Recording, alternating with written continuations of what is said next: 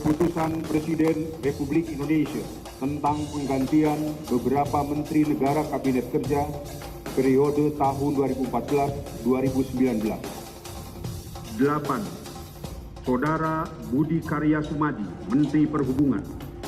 9. Budi Karya Sumadi termasuk di antara 9 wajah baru hasil reshuffle Kabinet Jilid 2 yang dilantik Presiden Joko Widodo pada 27 Juli lalu.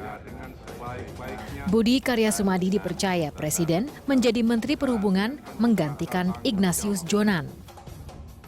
BKS, akronim dari jebolan arsitektur UGM Yogyakarta ini, sudah ada di sekitar Jokowi sejak masih menjabat Gubernur DKI Jakarta. Antara 2013 hingga 2015, Budi Karya Sumadi adalah orang nomor 1 di PT Jakarta Propertindo. Pria kelahiran Palembang, Sumatera Selatan tahun 1956 ini lalu menjadi nahkoda Angkasa Pura II. Salah satu karya nyatanya adalah Terminal 3 Bandara Soekarno-Hatta.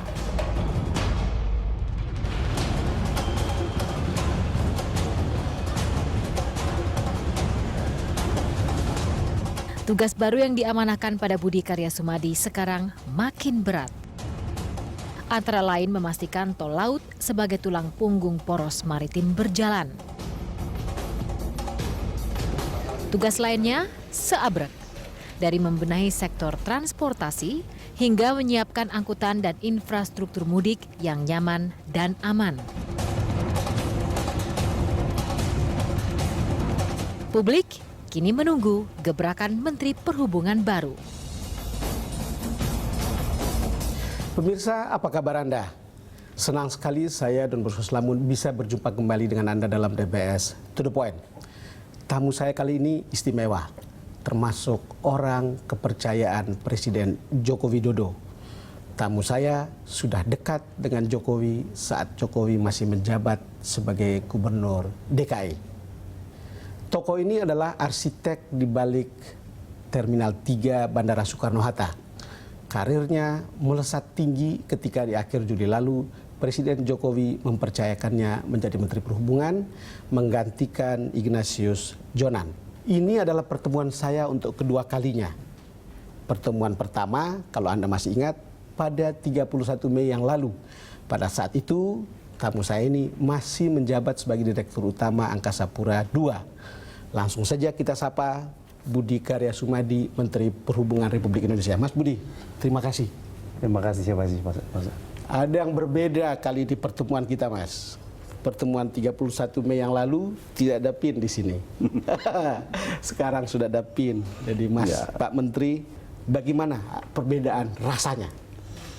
Ya, ini memang rasanya karena memang ada satu amanah, satu ujian yang jauh lebih besar dari sebelumnya gitu. Ya, saya maknai ini sebagai suatu amanah, menjadi ujian, karena dengan memaknai sebagai amanah dan ujian, saya berusaha sekuat tenaga untuk bisa melaksanakan ini. Tidak ringan, tidak gampang, tapi dengan upaya-upaya dan tentunya dukungan dari Mas Ton, kita bisa melaksanakan ini. Oke, Pak Menteri, jadi saya selalu, karena kita dalam sebuah grup selalu bilang Chief BKS, jadi nggak enak juga jadinya panggil Pak Menteri, tapi saya akan mencoba selalu memanggil Anda dengan Pak Menteri. Nanti cerita tentang pengangkatan itu kita akan lakukan setelah kita bicara tentang Terminal 3. Karena itu kan ketika interview di sini, itu betul-betul salah satu legasi yang Anda tinggalkan di Angkasa Pura II. Tetapi ketika beroperasi pada minggu pertama banyak sekali problem. Ya. Bagaimana, Mas? Ya, pertama kali tentunya saya dan teman-teman Angkasa Pura dan Perhubungan minta maaf atas ketidaknyamanan itu. Memang ini suatu proses panjang dari pertama kali dilakukan design and build, kita membangun, menetapkan target dan sebagainya. Tapi bukan excuse. Tapi memang kita dalam proses itu ada satu proses yang kita memang harus coba. Tahap pertama ada satu quick win yang kita lakukan. Karena pembangunan ini sendiri kalau kita tunggu, mereka baru akan selesai pada pertengahan 2017. Ya. Jadi kita memang membangun sebagian untuk diselesaikan, untuk dipergunakan. Mas, itu saya sudah 3 kali menggunakan Terminal 3 ini. Dan saya betul-betul merasa bangga, bukan karena di depan Anda. Walaupun pada saat itu ada problem, dan itu nyaris bisa terjadi kapan saja, di mana saja ketika baru memulai. Saya merasa sangat bangga ketika lihat bangunan yang begitu luar biasa, grande gitu lihatnya. Itu ada kebanggaan. Dan menurut saya di samping memang tentu kritik-kritik yang sudah disampaikan oleh banyak orang, saya kira Anda sudah tahu, kesan itu hampir ada di setiap orang. Atau ada feedback untuk Anda? Ya memang ada 2 hal lah. Ada kelompok yang merasa bangga dan memberikan suatu apresiasi karena ini ada suatu contemplate. Ada juga kelompok-kelompok yang memberikan catatan-catatan. Saya menghargai dua-duanya karena yang bangga pasti punya tujuan-tujuan tertentu untuk kebesaran bangsa ini. Toh mereka yang memberikan kritik maksudnya juga baik gitu. Dalam dunia kalau kita tanpa kritik kita akan hidup melayang-layang tanpa suatu koreksi. Saya pikir itu input yang bagus bagi kami. Kami juga terima kasih kepada rekan-rekan yang memberikan catatan. Dan insya Allah dari hari ke hari saya melihat teman-teman di Angkasa Pura II bekerja luar biasa dan hari-hari terakhir ini jauh lebih baik. Ya. Jadi sudah jauh lebih baik. Soalnya begini juga salah satu kritiknya kan begini, Mas. Oh benar Pak Jonan dulu. Kan kira-kira ada yang bilang, itu sih mestinya kan kalau Pak Jonan dulu bilang jangan dulu dioperasikan, tunggu dulu. Itu lebih benar gitu. Kan Anda pasti dengar juga itu. Ya. Ketika Anda mendengar itu gimana? Ya saya memaknai itu sebagai kritik yang harus kita perbaiki lah. Tapi untuk tanggal 9 Agustus dioperasikan itu adalah keputusan Pak Yonan. Kita mengikuti itu. Waktu itu kita tetapkan bersama dan kita jalanin itu. Tapi apapun, saya melihat ini ada 2 kelompok. 2 kelompok ini saya pikir Indonesia. Ya, yang satunya Indonesia positif, negatif untuk menuju positif. Oke, jadi semuanya bisa didengar. Jadi mereka yang bangga, mereka yang memuji, termasuk mereka yang mengkritik. Memang begitulah hidup, Mas. Soalnya kita lihat gambar ini dan saya tahu persis hari itu saya ada di bandara. Cuman bagian tempat saya lewat itu bukan lagi ribut-ribut soal banjir ini. Jadi coba lihat ini, Mas. Dan saya tahu bagaimana waktu itu di dalam grup kita bicara dan melapor ke Anda, dan dalam waktu sangat singkat teman-teman bisa menyelesaikan itu di bandara. Ketika terjadi seperti ini, apa yang ada dalam pikiran Pak Budi?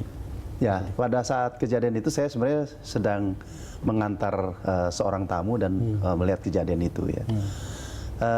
Menurut hemat saya ini satu kejadian yang kita tidak harapkan ya. Tetapi terjadi dan ini menjadi suatu catatan bagi kita untuk kita selesaikan.